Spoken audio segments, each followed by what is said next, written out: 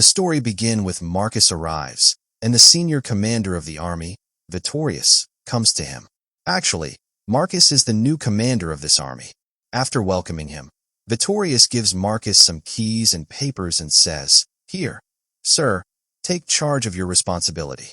Marcus looks around and says that the condition of this fort looks very bad and it needs to be repaired quickly.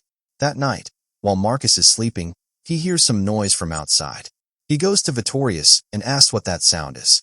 Vittorius says it might be the sound of some animal. But Marcus says it does not feel like an animal and orders him to prepare the army. They all go out with their soldiers, but they do not see anyone at first. Suddenly, some people attack them from behind. Marcus and his men fight back and kill them.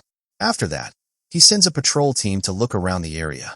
The next morning, Marcus asks Vittorius whether the patrol team from last night has returned or not. Vittorius says that there is no news about them. Soon, a huge tribal army arrives outside the fort. These tribal people are the ones whose men were killed by Marcus's army the previous night. And now they have captured the entire patrol team of Marcus. The tribal chief says to Marcus, "You are the ones who took our land and killed our sons. Now we will kill your soldiers one by one, very brutally." And saying this, he cuts off the head of one of Marcus's men. Seeing this, Marcus becomes furious. He tells Vittorius that he cannot watch his men die like this. He orders him to prepare the posts and stay at the gate with 50 men, while he himself leads the attack. A very fierce battle takes place between the two armies, and thousands of innocent lives are lost. When Marcus realizes that they are losing the war, he directly attacks and kills the tribal chief, but he himself also gets badly injured and falls unconscious. In his unconscious state, he sees flashes of his childhood. When Marcus opens his eyes, he sees his uncle in front of him. His uncle tells him, "I am your father's brother. You alone proved to be very heavy on such a huge army. It is truly a big thing that you returned alive from among thousands. The Roman soldiers brought you to me, and I have been treating you." The next day, Vittorius comes to meet Marcus and tells him that the entire army is very impressed by his courage and bravery. After talking for a while, Vittorius leaves. The following morning, Marcus goes with his uncle to watch a show in the village. There, Marcus asks his uncle what kind of man his father was. His uncle tells him that his father was truly a brave general and protected the eagle till his last breath. Friends, let me tell you that the eagle, for the Roman army, is a symbol of honor and victory. As long as the eagle is with them, they feel proud and victorious. But if it falls into the hands of the enemy, it becomes a matter of shame. Every Roman soldier is ready to sacrifice his life to protect the eagle. Then we see that in the arena, a captured slave is brought and forced to fight like a gladiator. But he drops his weapons in front of his opponent. Seeing this, the Roman crowd shouts, "Kill him! Kill him! He is a slave from Britain! Kill him!" But in the middle of all this, Marcus says, "No, leave him. Let him live." He asks the people to support him and save the man. Eventually, they agree, and the slave is spared. Marcus takes this slave with him. The slave's name is Esca. Esca says to Marcus, "Sir, keep this bread and butter with you. From today, I am your slave. You saved my life." The next day, the doctor comes to change Marcus's bandage. The doctor tells Marcus's uncle to hold him tightly, but the uncle says he cannot do it because he cannot see blood and does not have the courage for it. So the doctor has to handle it himself.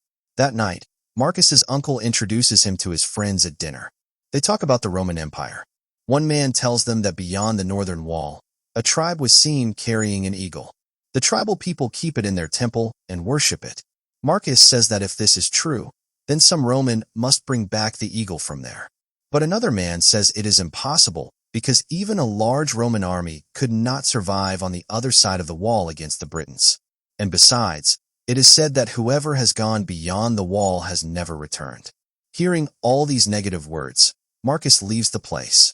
His uncle follows him and tells him not to make decisions quickly just by listening to others. He says they are speaking the truth. No one who went beyond the wall has ever come back. Then Marcus opens his heart and says that he always wanted to become a general like his father, and now he finally has. He has now learned that his father could not fulfill his dream of bringing back the lost eagle to the city. So now that he has the chance to fulfill his father's unfinished dream, how can he sit quietly after knowing all this? Hearing this, his uncle becomes emotional at Marcus's words. Hearing this, his uncle says to him, "But if you want to go there after proper planning and preparation, then it might not be that difficult." Marcus replies, "Why would I take an army with me? I will go there alone. In fact, I will take Eska with me. He is from Britain and knows their language as well." The next morning, Marcus leaves from there with Eska and reaches the last wall of his kingdom. There, some men meet him and laugh, saying, "Sir, where are you going? Whoever has crossed this wall till today has never returned. We can open the gate from this side, but no one has ever come back to have it opened from the other side." Marcus says, "You just open the gate from this side. We will soon return to have it opened from that side as well." On the other side of the wall, we see far and wide mountains, caves, and wilderness, but there is no sign of any human presence. It looks very beautiful to the eyes, though completely deserted. As they move forward, Eska says, "If possible, we may find that tribe within a day. Otherwise, even after wandering for months, we might not find them." At night, they both rest at a place. Marcus tells Eska, "I don't know why, but I feel like my father is still alive somewhere nearby." Eska asks, "Have you come here to search for your father?" Marcus replies, "No, I have come to complete his unfinished dream. I have come to take the eagle back home." The next morning, they move forward again. Before going ahead, Eska tells Marcus, "Let me do the talking with whoever we meet. If they find out that you are Roman, they will kill you and me both." After traveling quite far, they sit down at one place to eat food. Suddenly, some men attack them. Marcus and Eska fight bravely and kill them. But in the end, a small boy attacks Eska. Eska catches him and is about to kill him, but when he sees his face, he realizes he is just a child and stops, letting him go. However, as soon as the boy runs away, Marcus throws a dagger at him and kills him. Marcus tells Eska, "Next time, whether the enemy is small or big." Further ahead, Marcus approaches a man and tells Eska to ask him where the Roman soldiers who had come years ago went. The man tells them that they went north into the dense forest and never returned. Marcus and Eska also head toward the north side, through the mountains and thick forests. Suddenly, a lone man attacks them.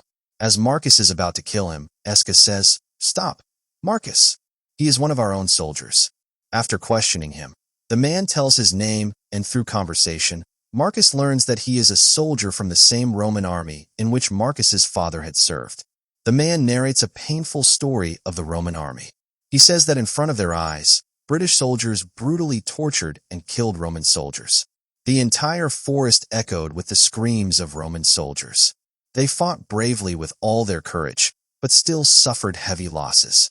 He shows Marcus the skeletons of Roman soldiers and their uniforms. He points to a big stone and says, "See this stone? Senior officers were held by their heads and smashed against it, and spears were pushed straight through their bodies." Marcus asks him, "When did you last see my father?" The soldier replies, "I last saw him when he was completely surrounded by enemies. I was the only one left alive and could not save him. I had to run away from there." Marcus then asks him, "The eagle for which you all sacrificed your lives, who has it now?" The soldier says, "Eska knows everything about that. He is the one who came with you."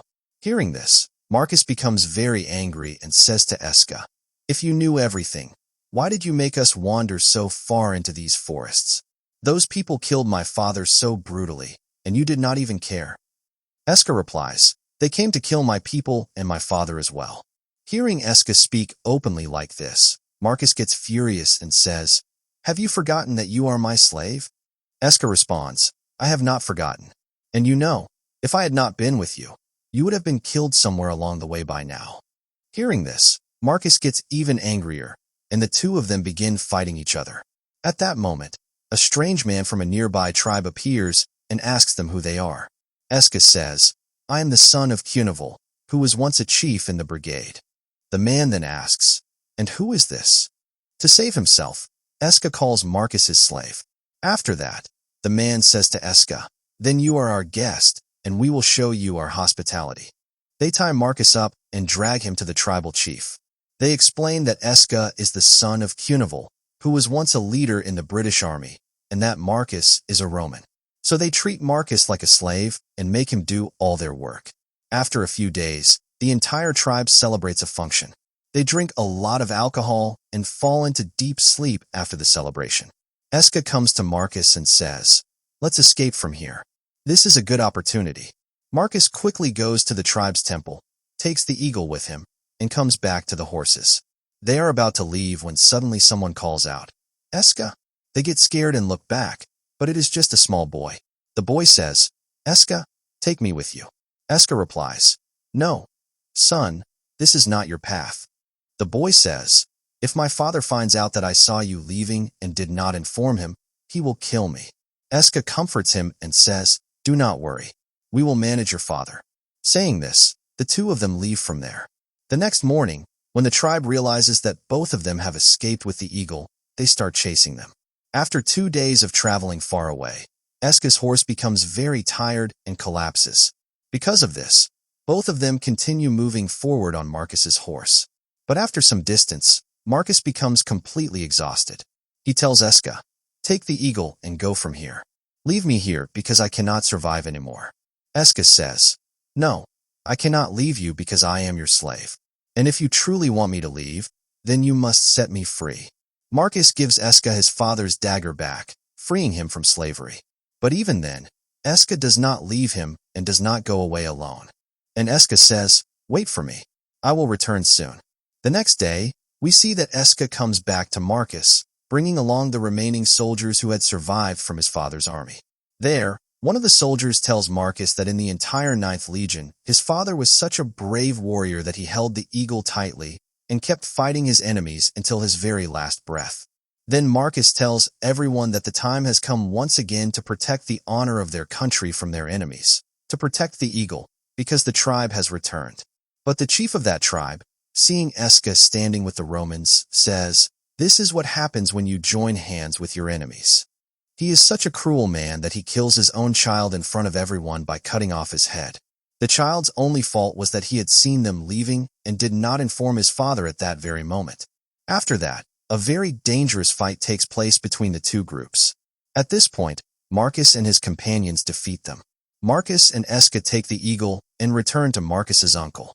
Marcus's uncle's friend tells him, "In all of Rome, after your father, you are the only great warrior who has accomplished what was considered impossible. You have protected the honor of Rome. Because of this, your name will be written in history." And in this way, the story ends. If you love the story, don't forget to like the video, share it with your friends, and subscribe to the channel for more amazing story explanations. Thanks.